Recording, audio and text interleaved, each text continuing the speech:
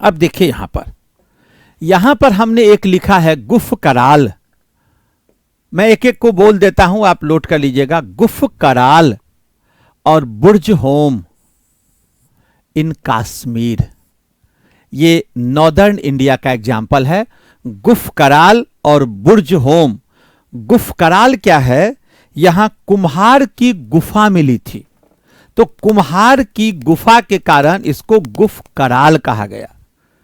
दूसरा है बुर्ज होम। कश्मीर में एक पौधा होता है बुर्ज नामक, तो बुर्ज नामक पौधे के कारण इस जगह का नाम पड़ा गया Burzahom. The house of birch plants, ये दोनों श्रीनगर के पास है, कश्मीर में है, नॉर्दर्न इंडिया। अब देखिए ईस्टर्न इंडिया में आइए कि पूर्वी भारत में कौन कौन है, तो महगरा, चौपानी, मांडो और कोलडिहवा। अभी इसी कोलडिहवा की मैंने चर्चा किया था कि जहां सबसे पहले चावल का साक्ष्य मिला था।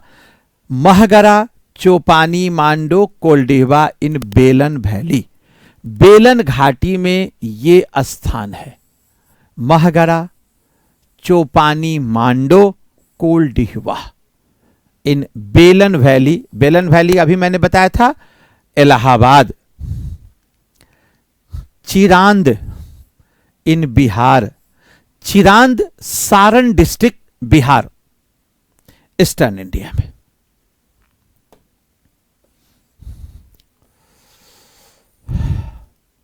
अब देखिए पश्चिमी भारत में कौन कौन से स्थल है उसको देख लीजिए।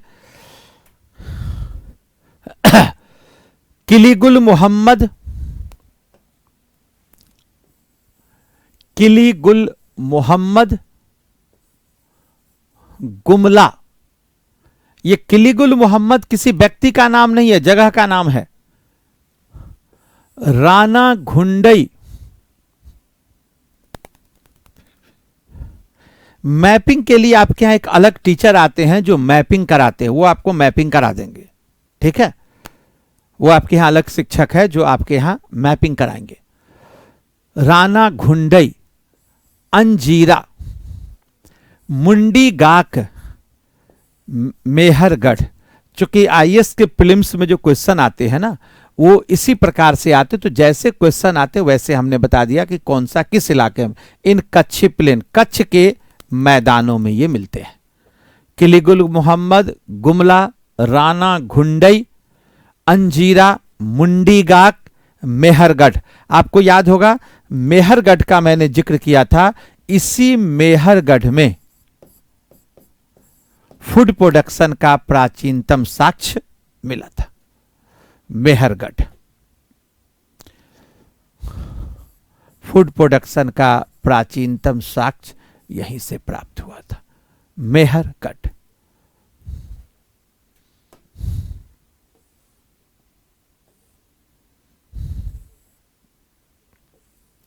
अब हम लोग चले दक्षिण भारत। अब दक्षिण भारत के प्रमुख कुछ स्थलों का नाम नोट कर लीजिए। ऊपर के जो ये चार हैं ये सभी कहां हैं? ये सभी हैं आपके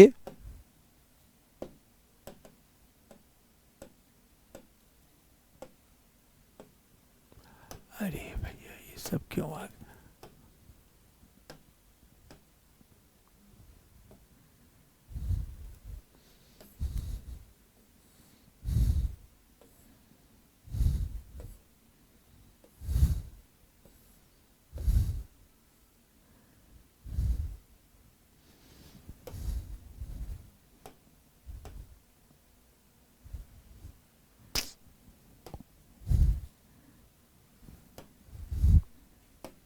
यहां देखिए ये आपके जो ऊपर वाले हैं चारों, दिख रहा होगा आपको। यहां देखिए कोडेकल, उत्तनूर, कोडेकल, उत्तनूर, नागार्जुनिकोंडा, कोडेकल, उत्तनूर, नागार्जुनिकोंडा एंड पलावोय, पलावोय इन आंध्र प्रदेश। इन आंध्र प्रदेश। अब देखिए कर्नाटका में कौन कौन सी जगह है। ये जितने भी स्थल हमने बताया ये आंध्र प्रदेश का है और ये कर्नाटका का है।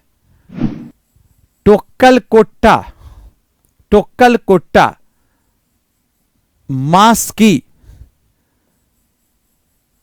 टी नरसीपुर, टी नरसीपुर, संगनकल्लू, संगनकल्लू, हल्लूर और ब्रह्मगिरी, ब्रह्मगिरी इन कर्नाटका, कर्नाटका। पय्यमपल्ली, पय्यमपल्ली इन तमिलनाडु, ये एक जगह है तमिलनाडु में।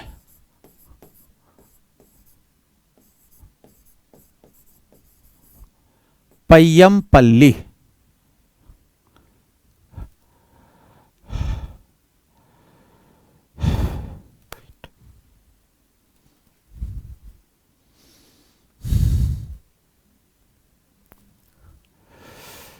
लिख लिया आप लोगों ने। अब देखिए ये हमने कुछ महत्वपूर्ण स्थल बताए आपको जानने के लिए।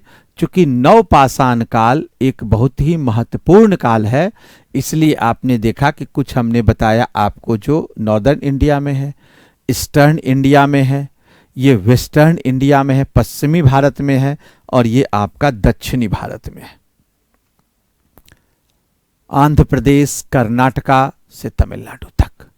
इसका मतलब ये हुआ कि कश्मीर से लेकर तमिलनाडु तक नवपाषाण कालीन स्थल मिले हैं। कश्मीर से कन्याकुमारी, ठीक है।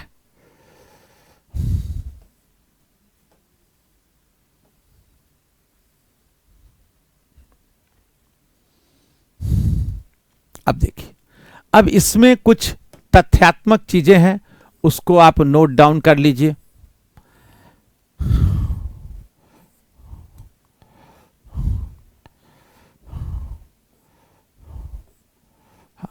अब आप इसमें लिखिए some important facts related to neolithic period.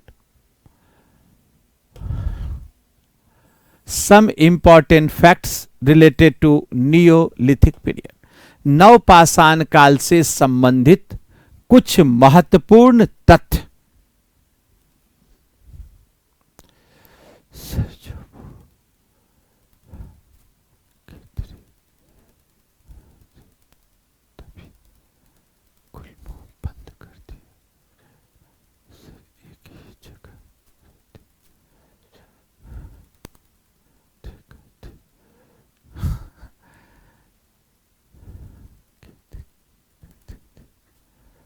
घूमना बंद कर दिया होगा ना, ठीक है।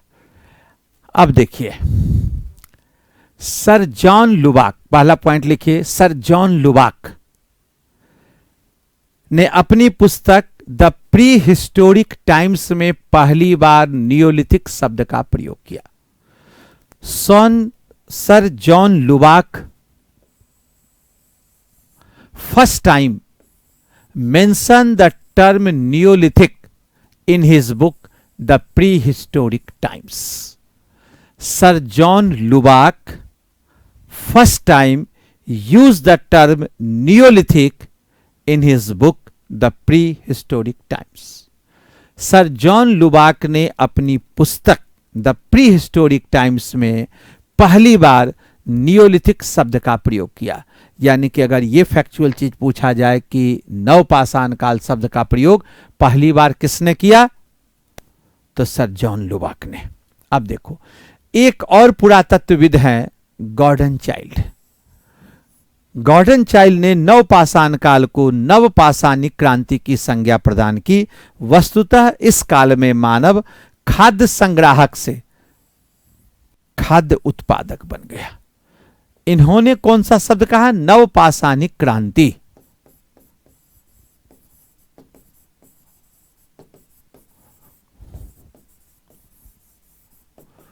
Neolithic revolution. Gordon Childe told this is Neolithic revolution because in this age the human being became food producer in place of food gatherer. जो food gatherer से फूड प्रोड्यूसर बन गया, खाद्य संग्राहक से खाद्य उत्पादक बन गया, इसलिए इसको नवपाषाणिक क्रांति कही गई। नवपाषाणिक क्रांति कही गई। अब जब आप फूड को गैदरिंग कर रहे थे और दूसरी ओर आप क्या करेंगे, अब यहां पर आप एक जगह पर टिकेंगे। जब खाद्य का उत्पादन होगा तो आपको एक स्थान पर टिकना पड़ेगा।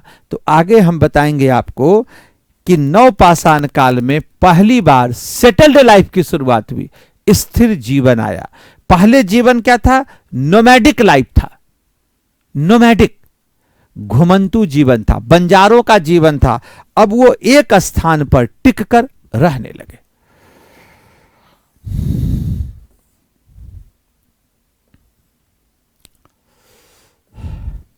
कुछ और फैक्ट को लिख लीजिए। आपको फूड प्रोडक्शन के बारे में हमने दो बातें बताई आपको। एक तो बताया कि मेहरगढ़ में जौ और गेहूं का उत्पादन हुआ था 7000 BC, जौ और गेहूं, ठीक है, प्राचीनतम साक्ष्य। दूसरा हमने एक बताया कोलडिहवा, बेलन घाटी इलाहाबाद में है, 6500 ईसा पूर्व में चावल। ये दो फैक्ट हम आपसे पहले भी चर्चा कर चुके। अब देखिए एक नई बात आई है, जो लेटेस्ट रिसर्च हुआ है उसमें इंडियन सब कॉन्टिनेंट में एक नई जगह आई है, लहुरा देव। ये लहुरा देव कहां है? संत कबीर नगर, उत्तर प्रदेश। संत Kabir Nagar, Uttar Pradesh. 9000 BC to 8000 BC, और यहां उत्पादन हुआ चावल का। हाँ, नेहा करिए कि पहले शिफ्टिंग कल्टीवेशन था, शिफ्टिंग, बल्कि पहले कल्टीवेशन, हाँ शिफ्टिंग कल्टीवेशन था इस दौर में। दरअसल एक जगह खेती करते थे फिर आगे। अब देखो ये लहुरा देव, एक नया पॉइंट यहां लिख लो, लहुरा देव।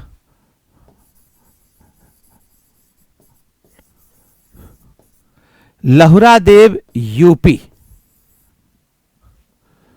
The oldest food production in Indian subcontinent, भारतीय उपमहाद्वीप में सबसे पुराना है लहुरा देव यूपी, संत कबीर नगर उत्तर प्रदेश, जो 9000 टू 8000 BC है।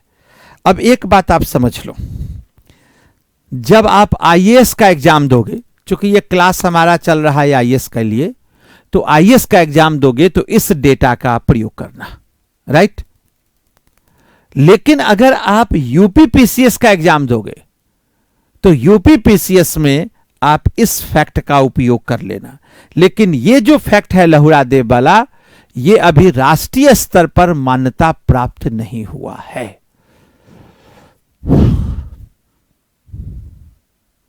सर फूड प्रोडक्शन होने लगता तो वो क्या लिखे हैं, पकते भी होंगे। हाँ पकेंगे भी ना, पकते क्यों नहीं होंगे। एक्चुअली क्या है ना कि जो जंगली फसल होती है, एक फसल का चक्र होता है। जब हजारों लाखों वर्षों तक आप उसको ऑब्जर्व करोगे, हजारों सालों तक, तो आपको फसल चक्र पता हो जाएगा। फसल लगाएंगे, फिर आएगा, फिर उसमें अनाज आएंगे, फिर वो पकेगा, फिर गिरेगा, दाना बनेगा, ये चक्र चलता है। तो मनुष्य ने उसी ऑब्जर्वेशन से फूड प्रोडक्शन आरंभ कर लिया। ये ऑब्जर्वेशन से होता है। जंगल में आप देखना कि जो पशुओं, एक पशु जो दूसरे का शिकार करते, कैसे करते? ऑब्जर्वेशन से करते, ऑब्जर्वेशन से करते। आईएएस में आप इसका तथ्य का इस्तेमाल कर लेना। ध्यान से सुन लो, आप जब आईएएस का आप एग्जाम देना तो इसका करना, और इसका केवल पीसीएस एग्जाम में, यूपीपीसीएस में आप इस तथ्य का उपयोग करना। बाकी आप इसी फैक्ट के आधार पर काम कर लेना, राइट।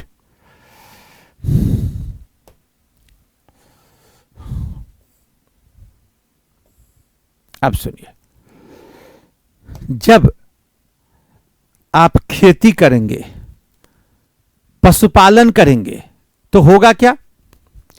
जब खेती और पशुपालन करेंगे तो खेती और पशुपालन शाह कैफ 2 PM से क्लास है, तो आप दोनों में से देख लीजिए जो आपको इंपॉर्टेंट लगे उसको क्लास को कर लीजिए, क्योंकि अभी तो मैं क्लास कंटिन्यू करूंगा 2:30 तक। ठीक है, तो आपको प्रेफरेंस देख लीजिए, आपको जिधर करना है आप जा सकते हैं। अस्थाई जीवन का यह प्राचीनतम साक्ष्य है। तो जो सेटल्ड लाइफ है, होता क्या है आप देखो यहां पर कि जब फसल आएगी तो फसल पकेगी भी और एक जगह टिकेंगे। तो सेटल्ड लाइफ कब होगा? जब फूड प्रोडक्शन होगा। तो यहां पर प्राचीनतम साक्ष्य कहां से मिला? आपने देखा मेहरगढ़,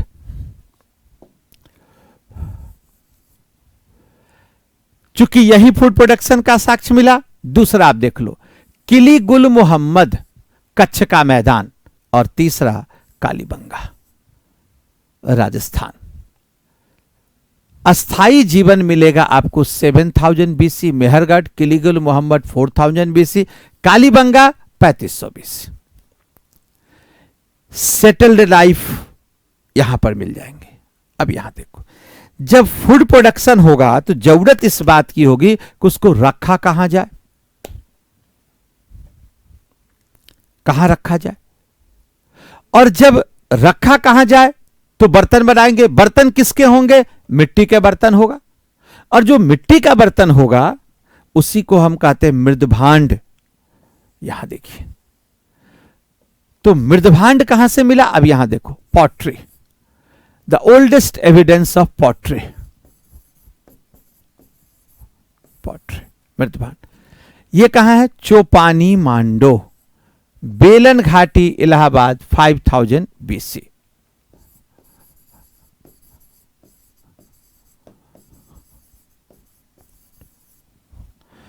चोपानी मांडो, मृदभांड का प्राचीनतम साक्ष्य मिला है चोपानी मांडो में। ठीक है, चोपानी मांडो। स्थिर जीवन आ गया, अब मृदभांड भी आ गए। मृदभांड की जरूरत क्यों थी? बर्तन को रखने के, सॉरी, अनाज को रखने के लिए, पकाने के लिए और खाने के लिए। मिट्टी के बर्तन, तो सबसे आरंभिक बर्तन किसके बने? मिट्टी के बने थे। अब देखो, राख का टीला, जो ऐस होता है, जो राख है, राख के टीले का साक्ष्य यह मिला है संगनकल्लू। संगनकल्लू में वेल्लारी जनपद, कर्नाटक, वेल्लारी जनपद, कर्नाटक। ये राख के टीले नवपाषाण युगीन पशुपालक समुदाय के बस में संगनकल्लू में राख ऐस मिला है, और यह स्थान है आपका कर्नाटक में।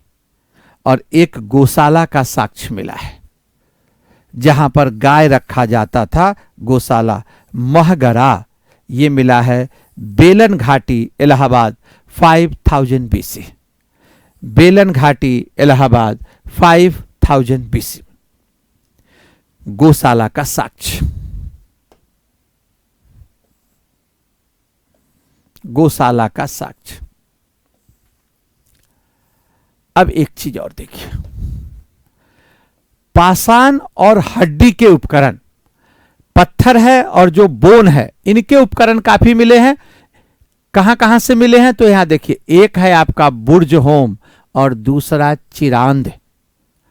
पाषाण उपकरण कश्मीर घाटी 2500 to 1600 BC, और जो चिरांद है सारण बिहार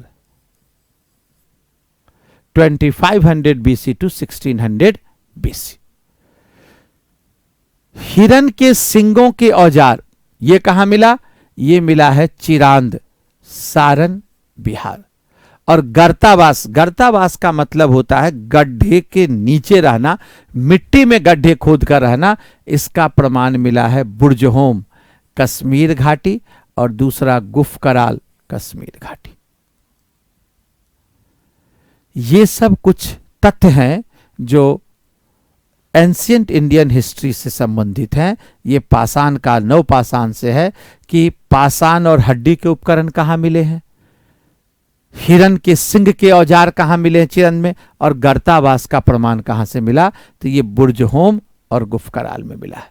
अर्थात ये लोग क्या करते थे कि जमीन के नीचे गड्ढे खोद डालते थे और उसी में घुसकर निवास करते थे।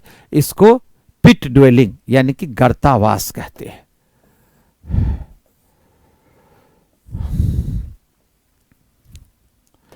कुम्हार की गुफा, कुम्हार की गुफा हमने बताया था ये मिला था गुफकराल में, कश्मीर घाटी, श्रीनगर के पास है यह। आजादी के पश्चात खोजा गया प्रथम नवपाषाणिक स्थल, आजादी के पश्चात कहां खोजा गया, ब्रह्मगिरी कर्नाटका में। आजादी के पश्चात खोजा गया ब्रह्मगिरी कर्नाटक में। और मालवाहक पशु को उपयोग में लाने का साक्ष्य नागार्जुन कोंडा आंध्र प्रदेश। कपड़े निर्माण करने का साक्ष्य उत्तनूर आंध्र प्रदेश। ये कुछ फैक्चुअल डिटेल्स हैं जो आपको नोट डाउन करने हैं। चलिए इसके बाद तो ये पिक्चर आ गया, इसको एक बार मैं और दिखा देता हूं। इसमें से जो चीजें आपका यहां से आप एक बार नोट डाउन कर लीजिए।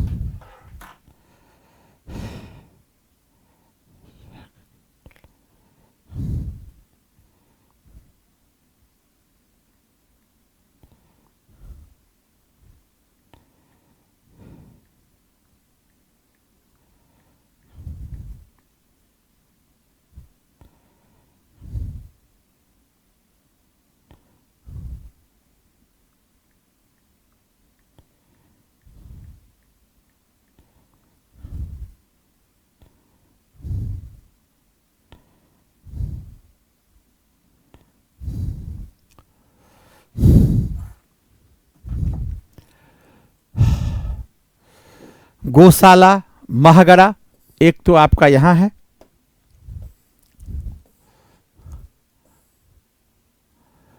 पाषाण और हड्डी, stone and bone, the tools of stone and bones were found in Burzahom and Chirand. हिरन के सिंग के औजार चिरांद, और गर्तावास बुर्जहोम और गुफकराल। कुम्हार की गुफा गुफकराल, आजादी के पश्चात खोजा गया ब्रह्मगिरी, मालवाहक पशु को उपयोग में लाने का साक्ष्य नागार्जुनी कोंडा, और कपड़े निर्माण उत्तनूर। अब देखिए यहां जो मृदभांड मिले हैं,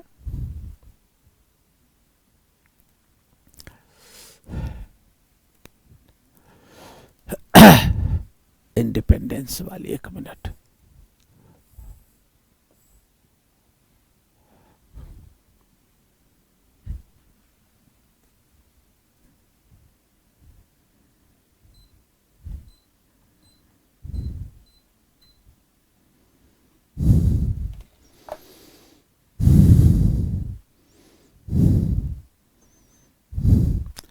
मृदभांड का मतलब होता है मिट्टी के बर्तन, पॉटरी।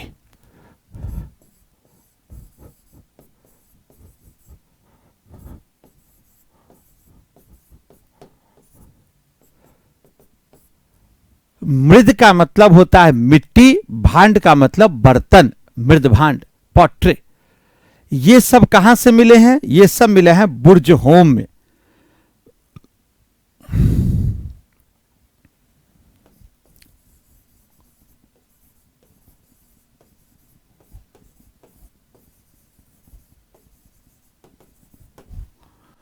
बुर्जहोम कश्मीर, ये इसी रूप में नहीं, टूटे फूटे हैं, इन सबको एक साथ इकट्ठा किया गया है।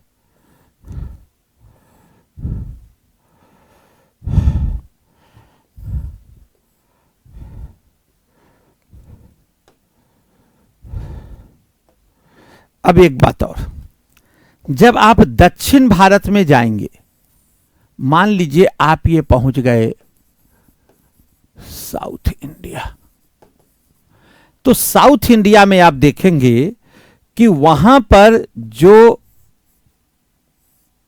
डेड बॉडी को रखा गया, इस पर बड़े बड़े पत्थर के टुकड़ों को रख दिया गया। ये नीचे पृथ्वी है, ये पत्थर को रखा गया, तो डेड बॉडी के ऊपर जो बड़े बड़े पत्थर को रखा गया, इसलिए इसको कहा गया mega lithic culture. Megalithic culture यानी कि बृहद पाषाण संस्कृति। तो नवपाषाण का जब दक्षिण भारत में हम आएंगे तो दक्षिण भारत में कौन सी संस्कृति मिलेगी? Megalithic culture. Megalithic culture, mega मतलब बड़ा, lithic stone, megalithic culture. So in the South India we have the megalithic culture. ये मेगालिथ किस पर है? जो डेड बॉडी है, मान लीजिए कि फिर यहां कोई डेड बॉडी है और इस डेड बॉडी के ऊपर फिर कोई एक बड़ा सा पत्थर रख दिया गया, तो चूंकि ये बड़े बड़े पत्थर रखे गए इसलिए इसको मेगालिथिक कल्चर कहा गया। ये मेगालिथिक कल्चर है। तो आप लिख लीजिए कि दक्षिण भारतीय संस्कृति को, नवपाषाण कालीन दक्षिण भारतीय संस्कृति को महापाषाणिक संस्कृति कहा गया है। महापाषाणिक संस्कृति कहा गया। ये पूरा चार्ट है, इसकी जरूरत है।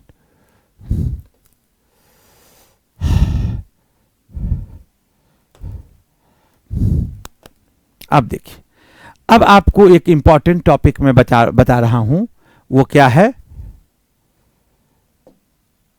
मनुष्य। ये देखिए,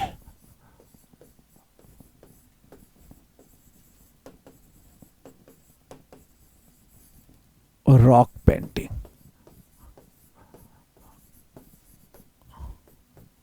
शैल चित्र। मनुष्य जिस गुफा में रहता था, मनुष्य जिस गुफा में रहता था, जो शेल्टर थे, उस शेल्टर में वो बनाता था चित्र। तो इसको हम कहते हैं रॉक पेंटिंग। इस रॉक पेंटिंग। अब ये जो रॉक पेंटिंग है, आप यहां देखो कि शैल चित्र क्या है। जिस गुफा में हम रहेंगे उस गुफा में कोई न कोई चित्र बनाएंगे, ये उनकी क्रिएटिविटी थी। अब जब ये क्रिएटिविटी हो गई तो इसको रॉक पेंटिंग क्यों कहेंगे? क्योंकि ये रॉक शेल्टर्स में बनाए गए थे। तो आप देखिएगा कि ये जो रॉक पेंटिंग है वो दो काल से जुड़ा हुआ था, पैलियोलिथिक और मेसोलिथिक से। एक तो पैलियोलिथिक पीरियड से है और दूसरा जुड़ा है मेसोलिथिक पीरियड से। ठीक। अब पैलियोलिथिक के अंतर्गत ये किस युग से जुड़ा है? तो ये जुड़ा है अपर पैलियोलिथिक।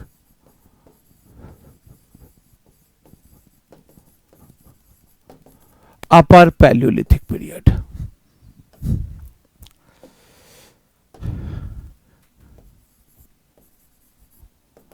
उच्च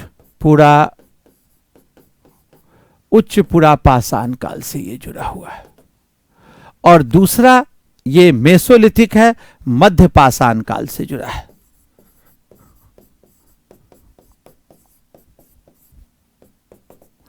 तो मूल बात को ये समझिए कि यह दो युग से जुड़ा है, एक पैलियोलिथिक और दूसरा मेसोलिथिक। तो जो पुरा पाषाण काल में जो सबसे ऊपर का हिस्सा है अपर पैलियोलिथिक, यहां पर रॉक पेंटिंग मिलेंगे और यहां रॉक पेंटिंग मिलेंगे। ठीक है। अब ये जो रॉक पेंटिंग है इससे संबंधित कुछ बातें बताते हैं। अब ये जो रॉक पेंटिंग है इसमें आप देखिए,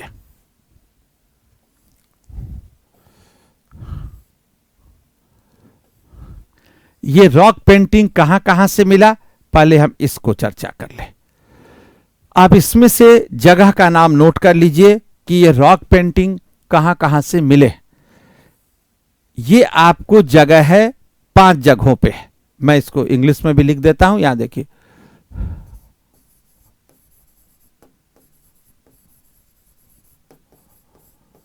भीमबेटका मध्य प्रदेश, भीमबेटका मध्य प्रदेश। लाखा जुआर, लाखा जुआर मध्य प्रदेश।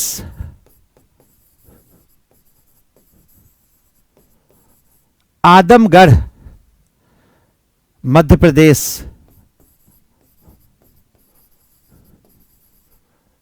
मुरहाना पहाड़ उत्तर प्रदेश।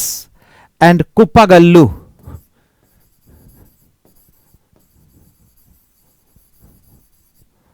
कुप्पागल्लू।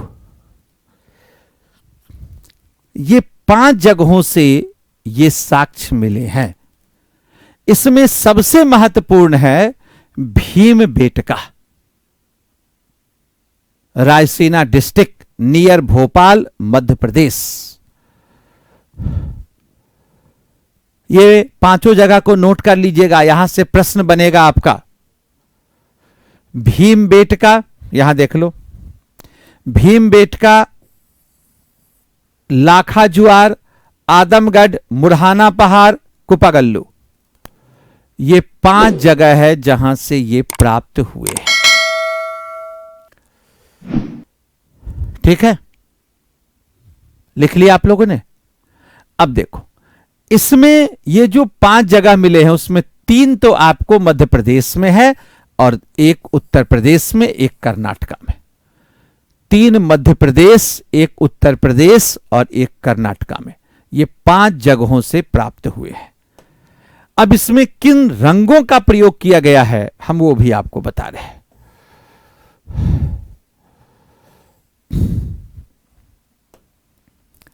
अब देखो, इसमें कलर कौन कौन सा प्रयोग किया गया, आप लिखो कलर्स। हरा, green, deep red, white, yellow. हरा, गहरा लाल, श्वेत और पीला, ये 4 रंग का प्रयोग किया गया है। Green, deep red, white and yellow. ठीक है। अब आपके पास जितने पेंटिंग्स हैं, आपको कैसे पता चलेगा कि कौन पैलियोलिथिक के हैं और कौन मेसोलिथिक के हैं? ग्रीन और डीप रेड का अगर प्रयोग होगा तो समझ जाइएगा ये पैलियोलिथिक का है, ये पैलियोलिथिक पीरियड का है और ये मेसोलिथिक पीरियड का है, ये मेसोलिथिक पीरियड का है। पैलियोलिथिक एंड मेसोलिथिक, समझिएगा अंतर को। ऊपर के 2 कलर, ये कलर कैसे बनते थे? ये नेचुरल कलर थे, प्रकृति से रंग लिए गए थे, फूलों से, पौधों के रसों से ये रंग बनाए जाते थे।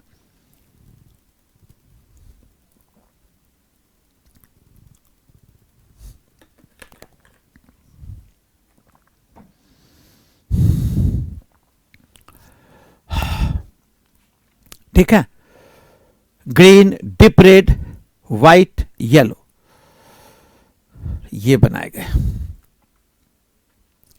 अब इसमें दिखाया क्या गया? कलर तो हो गए। अब कलर के बाद आप देखिए कि इसमें किन सब चीजों का चित्रण किया गया है।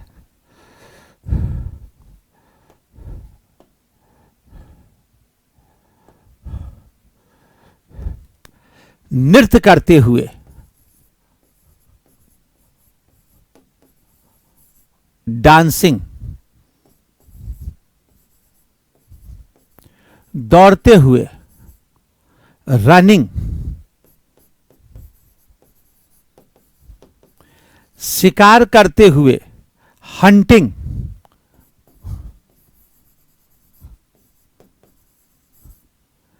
खेलते हुए, प्लेइंग, युद्ध करते हुए,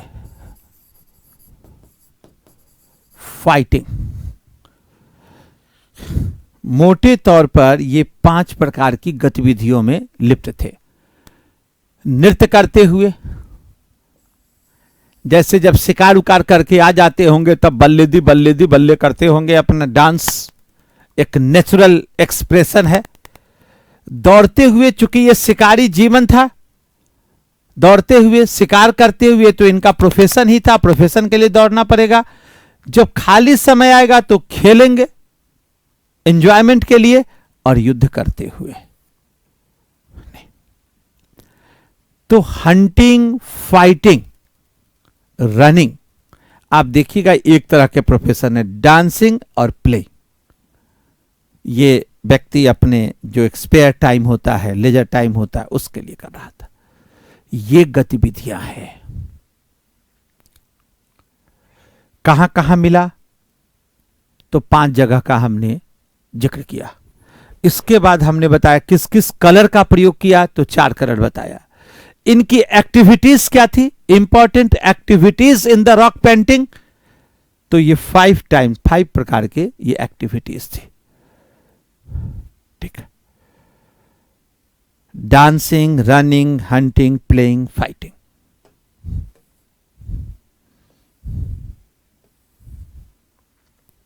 अच्छा, अब तक टोटल रॉक शेल्टर्स कितने बने हैं? तो अप्रॉक्स 700, और इसमें से 243 भीमबेटका ग्रुप में मिला है, और 178 लाखा जुआर समूह, लाखा जुआर ग्रुप। इसको आप लिख लीजिए। टोटल रॉक शेल्टर्स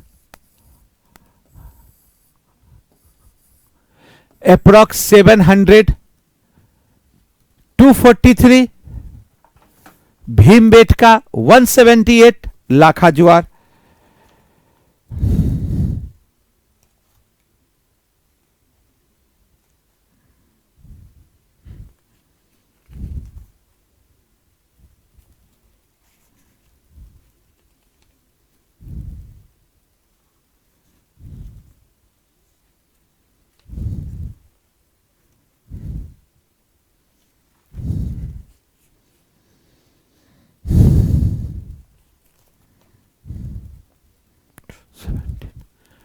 तो रेस्ट कितने बचे?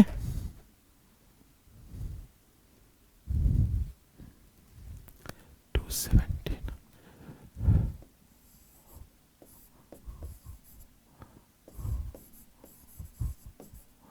अदर प्लेस,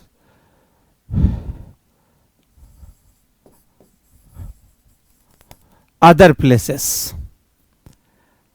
अब आप देखो यहां पर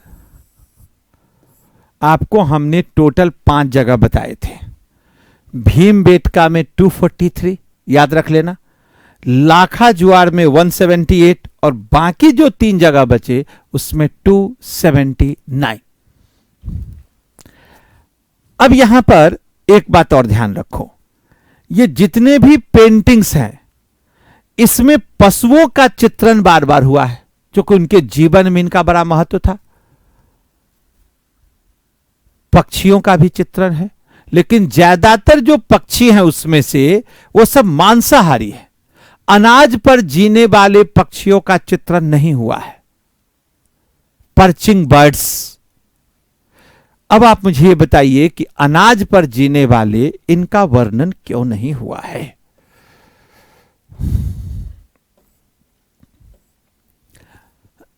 अब आपको कुछ एग्जाम्पल्स हम देते हैं कि किस प्रकार की ये पेंटिंग्स है। ये देखिए, आपको पहले कुछ और पेंटिंग्स में दिखाता हूं। ये देखिए, जो हंटिंग सोसाइटी थी, ये है मानव जो शिकार कर रहा, और इसमें विभिन्न जानवरों को एक थैले में दिखाया गया है। मतलब यह शिकार करके लौट रहा कोई आखेटक है। ठीक, ये पेंटिंग स्टोन एज का है, उस जमाने की पेंटिंग है। ठीक है, ये देखिए,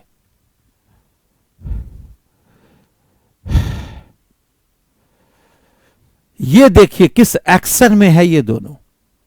और इसके सामने यदि आप आ गए, अगर आप पाषाण युग में होते तो ये छोड़ते नहीं आप लोगों को।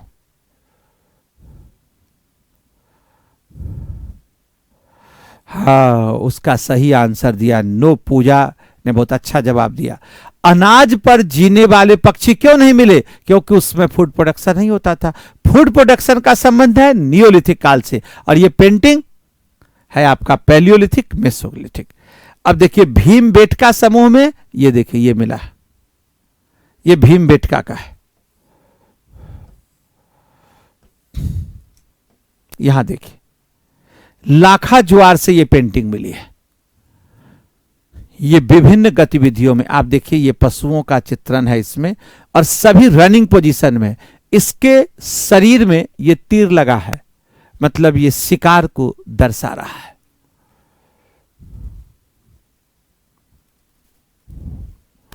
ठीक है, ये देखिए एक्शन के मुद्रा में है यह।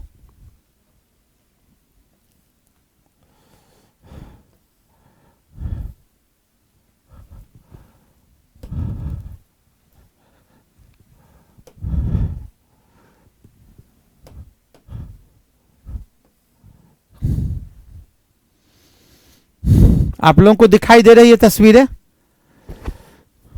इसमें आप देखिएगा कि हंटिंग इनके जीवन का सबसे बड़ा प्रोफेशन था, तो ज्यादातर हंटिंग में है, ये मूवमेंट में है, ज्यादातर गतिशीलता है इनके जीवन में।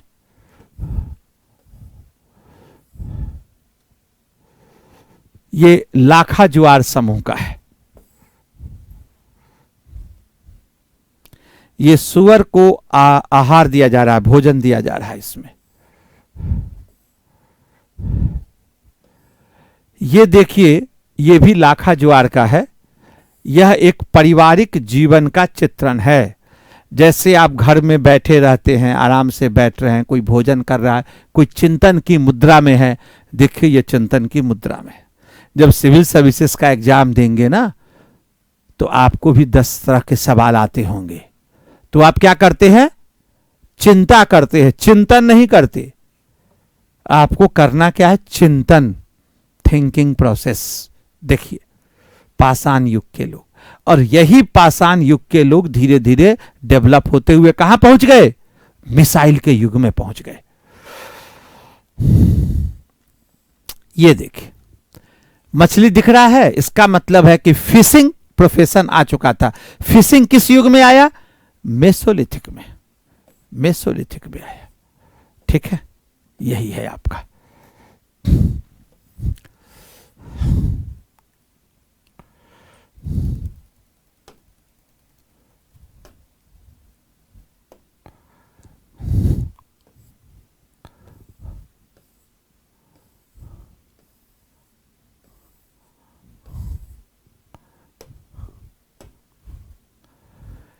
अब इस प्रश्न को थोड़ा सॉल्व कर दीजिए। पाषाण युग तो हो गया, 2-3 मिनट में खत्म करें। पाषाण युग को देखिए।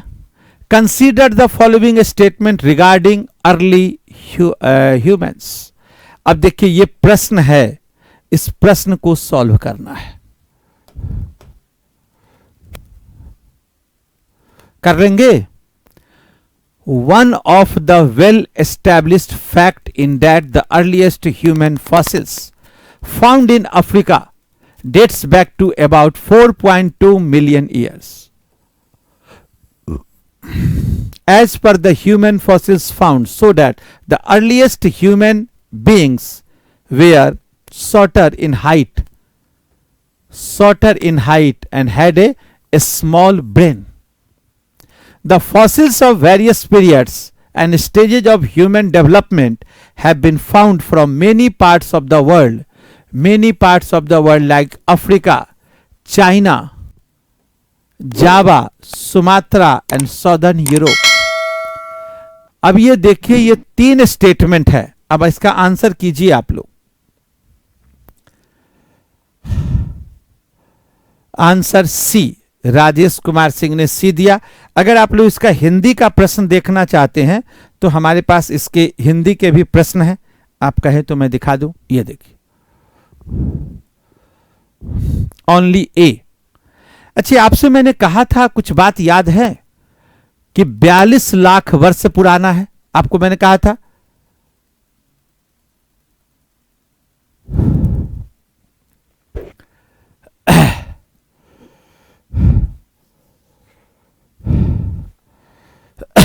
$42 मिलियंस। अब देखो, ये हमने आपको पढ़ाया था कि 42 मिलियंस है। जो भी प्राचीन मानव था उसका जो, एक मिनट रुक जाए,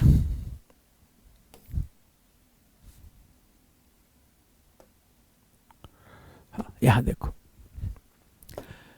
42 brain shorter in height and smaller brain. मानव आरोह में क्या होगा? अब देखो, आपको बताया था अफ्रीका से लेकर इंडिया तक पूरे ये जो फॉसिल्स थे, आपको बताया था ना कि world wide abundant fossils began. Answer all of the above. Answer all of the above, D.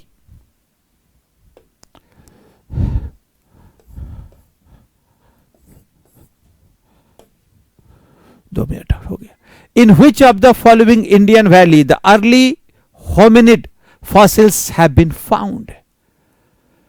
सबसे पहले कहा? Indus valley, Narmada valley, Gangetic valley, all of देव। सबसे पहले ये मिला है नर्मदा वैली में, B.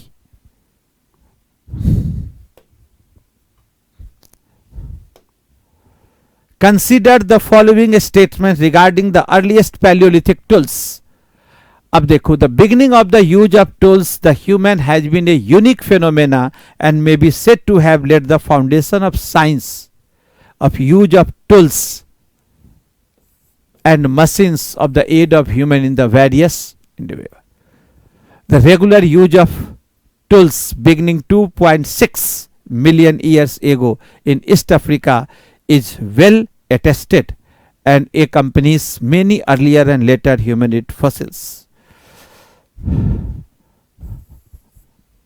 In India, no human fossils have been found associated with stone age tools, but we idea of, ये देखिए, आपको हमने बताया था कि भारत के संदर्भ में एक जगह है बोरी, याद है?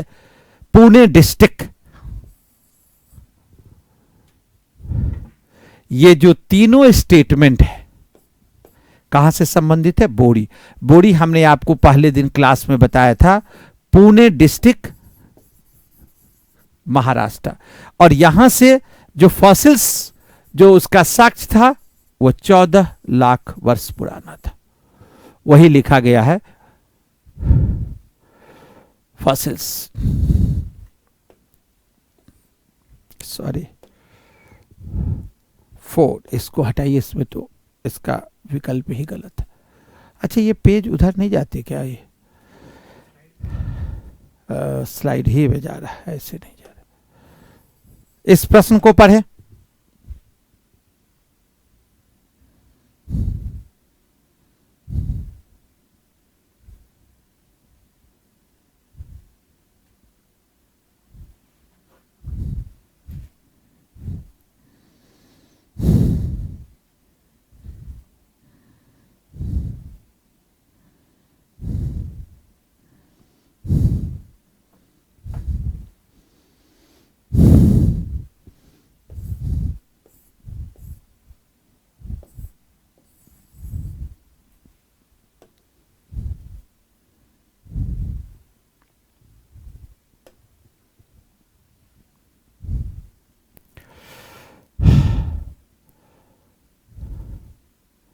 लोअर पैलियोलिथिक, पहलगांव, बेलन वैली, भीमबेटका। आंसर करते चलिए।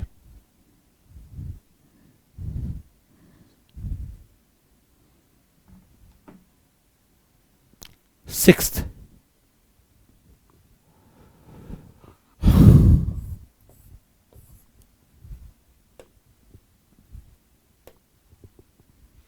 सेवेंथ,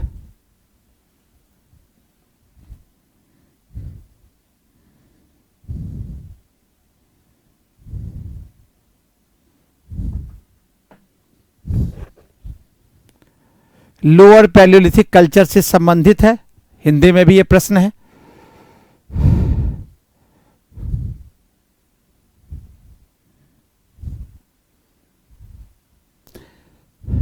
क्वेश्चन नंबर 7, आंसर करें।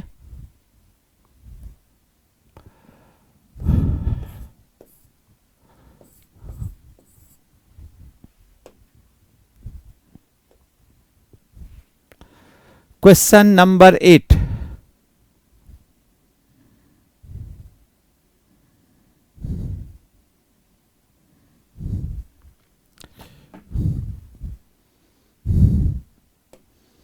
in Hindi.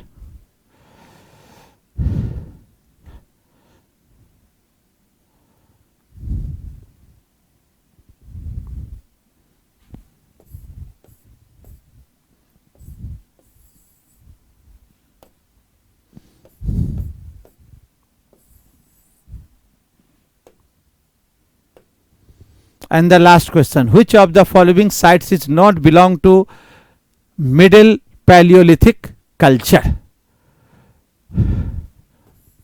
मिडिल पैलियोलिथिक, मध्य पुरापाषाण काल। मध्य पुरापाषाण काल में भीमबेटका, नेवासा एंड पुष्कर। आंसर हो जाएगा आपका ए, इज नॉट बिलोंग।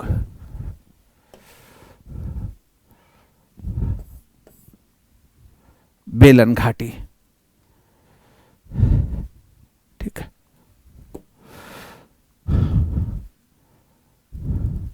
तो आज की क्लास को हम यही रोकते हैं, कल इसी समय पर फिर से क्लास जारी रहेगी। Starts with chalcolithic and then I will entered in